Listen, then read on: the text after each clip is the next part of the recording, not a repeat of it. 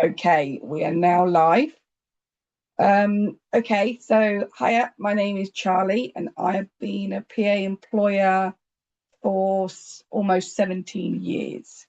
Today's topic is creating clear boundaries with your PAs. Firstly, I want to add that the information I'm going to cover in the talk today is very similar to some of our other topics, because I don't know if you've noticed, but I've certainly noticed that there is a crossover between most topics, being a PA employer or individual employer, whatever title you like. Um, so they all sort of mold into one. So forgive me if there's anything I've already shared. Um, and if you haven't heard it before, then yay. Okie dokie. When you employ PAs, you are not just managing staff in a traditional workplace or shop. You are inviting people into your home, your routines, and often your most personal moments. That creates a unique working relationship. And with that uniqueness comes the need for even clearer boundaries. Because without boundaries, things become unclear very quickly. Expectations blur, roles become confusing, and what should feel like a supportive employment can become stressful for everyone involved. Today, I'm going to cover four things: why boundaries matter so much in PA employment, what happens when boundaries are unclear, practical ways to create and maintain clear boundaries in a respectful way, and a section I've named family working environment, which is more based on my personal experience as an employer. Why boundaries matter. Boundaries are not about distance, control, or creating cold relationships. They are about clarity. They answer simple but important questions. What is my role as an employer? What is the role of my PA? What is expected in this home with this job? What is not part of the role? When these things are clearly defined, everything works better. And importantly, boundaries protect both sides of the relationship. For you as an employer, they protect your independence, your autonomy, your routines, and your right to have your care delivered in the way that suits you. For PAs, they provide structure, reduce anxiety, and make it clear what good work looks like. In many ways, boundaries and what make a friendly, supportive working relationship possible. That's not right. In many ways, boundaries are what make a friendly, supportive working relationship possible in the first place.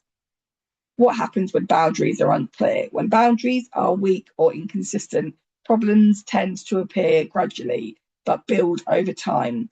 One of the most common issues is role confusion. For example, a PA may start to make assumptions about how things should be done. You may feel uncomfortable correcting them because the relationship feels friendly. Expectations become unspoken rather than agreed upon, and slowly frustration builds on both sides. Another common issue is emotional overlap. Because PAs work so closely in your personal space, it's natural for friend relationships to feel warm and familiar. That can be a positive thing, but without boundaries, it can shift into confusion about roles. Are they your employee? Are they your friend? Or are they both? That uncertainty can make it harder to give feedback, manage performance, and maintain consistency across your team. We also can't ignore the impact on team dynamics. If one PA is treated differently, intentionally or unintentionally, others may begin to notice. This can lead to feelings of unfairness, tension within the team, and breakdown in communication. And perhaps most importantly, unclear boundaries often lead to avoidance. We avoid difficult conversations because we don't want to upset someone, but in doing so, small issues grow into bigger ones and relationships become more strained over time. I'm now going to talk about something that I call the wall. I'm not trademarking that, so if someone else uses that term, it's all good. But something I've learned along the way is what I call the wall. If you let things build up with a PA or don't address it when boundaries are crossed, or if the tasks they're not doing, it can slowly create frustration underneath the surface. Over time, this can lead to a point where even if they're being kind or saying the right things, you feel irritated, uncomfortable, or even angry at everything they do or say. That's usually a sign that things haven't been addressed early enough. I've learned that being honest, respectful conversations as I've learned that being honest, respectful conversation. I've learned that having honest, respectful conversations as things come up is really important. It protects the work relationship, keeps boundaries clear, and stops things from escalating to that point. I've learned that having honest, respectful conversations as things come up is really important. It protects the working relationship, keeps boundaries clear, and stops things from escalating to that point. It's not always easy in a family working environment, but it makes a huge difference in the long run. I'm now going to talk about my personal experience and how I do things my end. Again, I'm sure you've all heard this before, but I'll just go over it. What is a family working environment? I've always been very open that I like to run a family working environment, and I know that can sometimes make boundaries feel more complex. Over time, this is something I've learned to work on and adapt in order to achieve the clear and respectful environment I now have with my PAs. When I say friendly family working environment, I mean that we genuinely like each other, have a nice relationship, discuss personal things if we want to, and just generally become a more friendly family feel. However, at the same time, we do still have very clear boundaries. I firmly believe that you can have the two.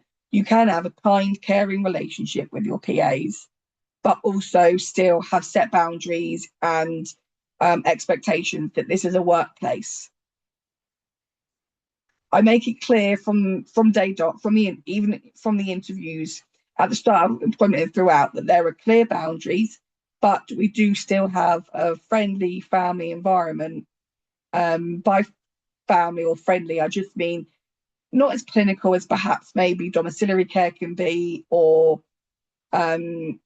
discussing personal things and if we want to, and just generally taking an interest in each other's lives and showing that we care.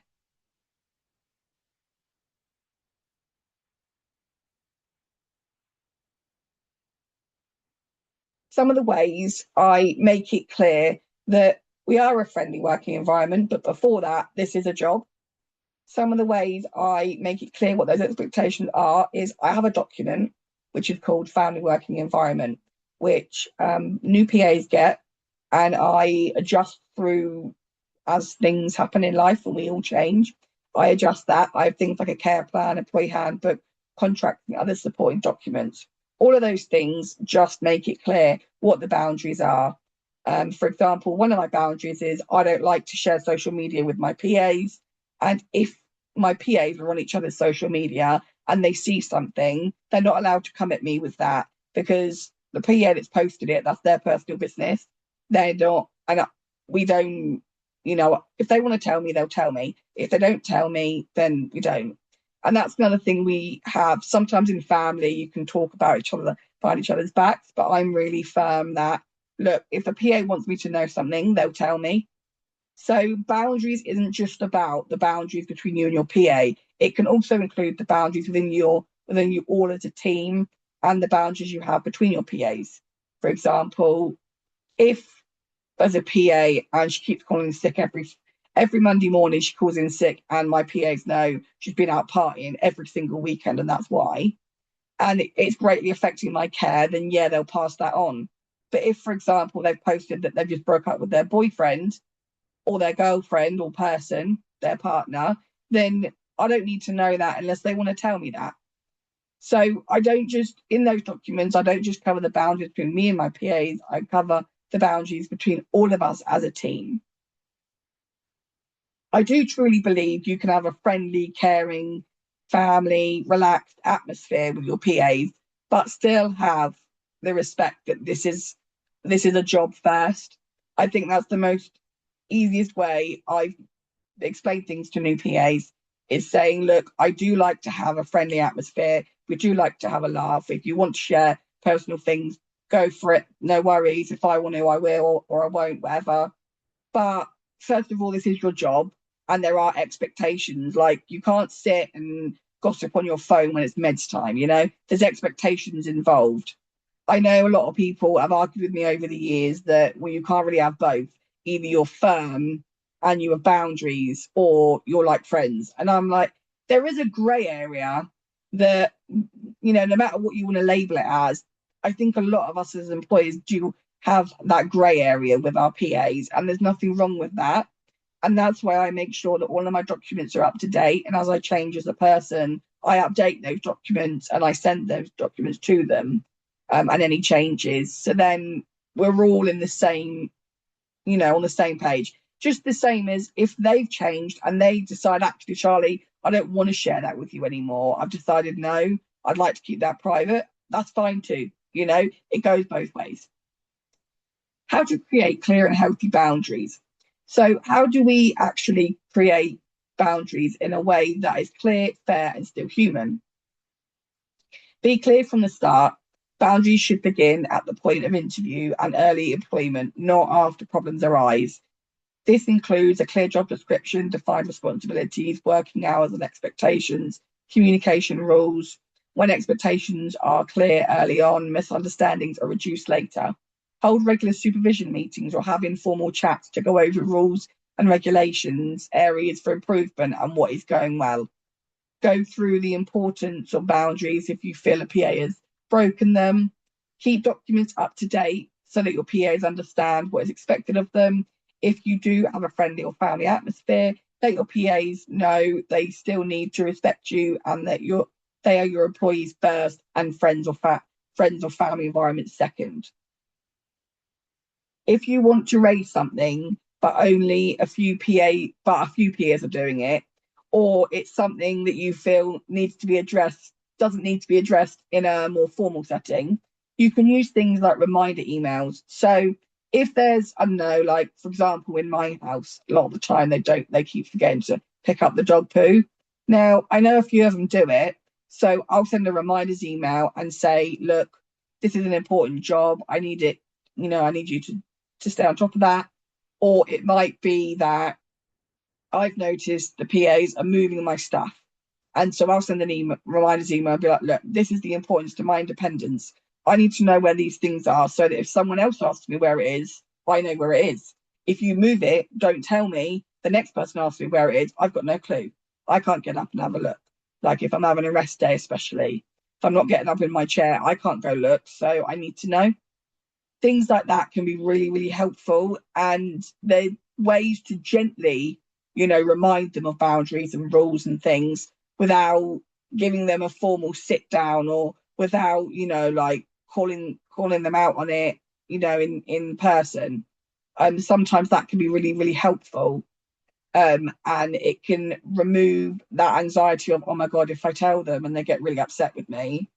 It's like a way of going around things if you're in a situation where you worry that maybe they might leave if you addressed it directly. Or if, like I say, it's something that a few of them are doing. Reminder emails can be really useful. Put expectations in writing. One of the most effective tools is written documentation. Things like care plans, house manuals, get to know me guides, a list of household rules, employee handbooks, all those kinds of things. If you have a meeting or a chat, always do a follow-up email and get your PAs to respond to that email to clarify that they understand. And this reduces the age-old statement of, oh, no one told me that. I wasn't told that. We've all been there when there's a PA and they spit out that statement like, oh, it's a get out of jail free card. Well, if you had a chat with them, followed it up with an email, they've emailed back going, yeah, all good, I agree, blah, blah.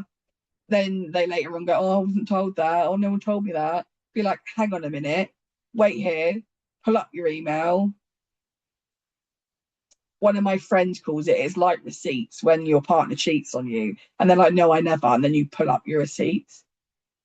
That's what she says. The key here is consistency and accessibility. Having these documents available either in a file in wherever your PAs sit down, or Google or OneDrive or something like that, having it accessible to them at the tip of their fingers means that they're more likely to remind themselves and to remember. Or if you're busy and they aren't sure about something, having those things easily accessible just means it reduces the amount of nagging to you, especially if you're busy. Boundaries do not need to be enforced through force or confrontation. They are reinforced through calm, consistent communication. For example, instead of saying you're doing this wrong, you can say, as outlined in my care plan, this is how this task is completed. This keeps things professional, not personal. It also helps PAs understand that expectations are not arbitrary. They are part of an agreed structure. Don't allow problems to build up. Tackle them head on as soon as they arise so that you can work through them and then continue with a positive employment experience for both you and your PA.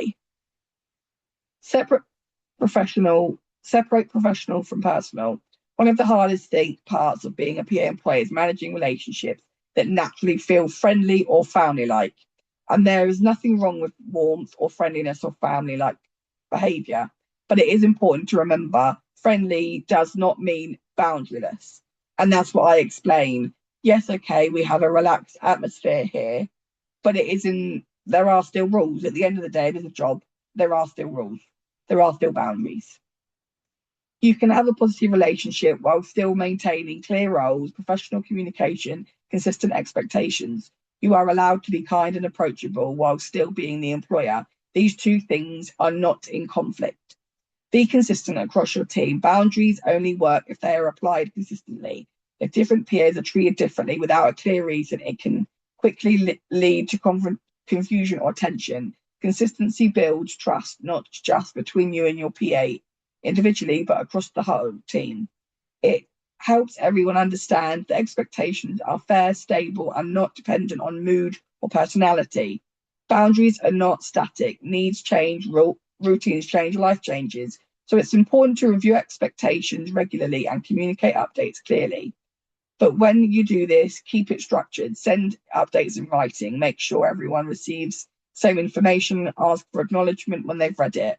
That's really important. I read it, I used to have it caught out by particular peers who'd be like, but I didn't know that. And then I would say, but I emailed you the update in my care plan, for example. And they'll be like, yeah, but I didn't read it. And it's like, well, so now I make them email it back. I give them a deadline of when it needs to be read by. And then I say, you have to email me back either with questions if you don't understand or that you do understand. Use tools like OneDrive, Google Drive, Microsoft Calendar, Google Calendar, Todoist, and other software to help with day-to-day managing and keeping strong boundaries for your PAs.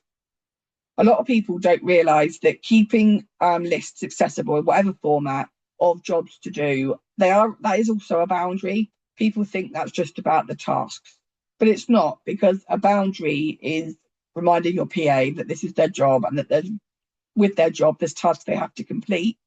So some employers don't realise that is also in a way a boundary, because you are saying these jobs need to be done when you're on this shift, and that's a boundary that you've set.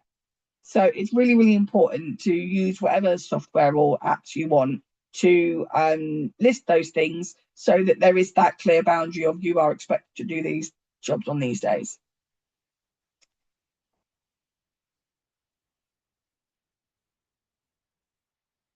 Creating boundaries with your PAs is not about distance, it's about clarity. It allows you to maintain control of your care and your environment, enforce gently and uphold your autonomy, support your PAs in doing their job well, prevent misunderstandings before they grow, build a team culture based on fairness and respect. As a PA employer myself, I've learned that the strongest teams are not those without rules or structure, but those where expectations are clearly understood and consistently applied. You need to learn you also need to learn sometimes when to raise things and when not to. I think that's kind of links back to the walls. Sometimes you can get to a point where you're picking at a PA and you're only ever picking everything. You always need to give positive stuff. It's like back when you were at school, I don't know, in my school, we got taught the burger in English of how you lay out an essay. Well, it's the same thing. When you're writing an email, feedback email to a PA or having a conversation with them, you want to have a burger. Your burger buns, the top and bottom is the nice things, and the meat in the middle is the bit that needs worked on.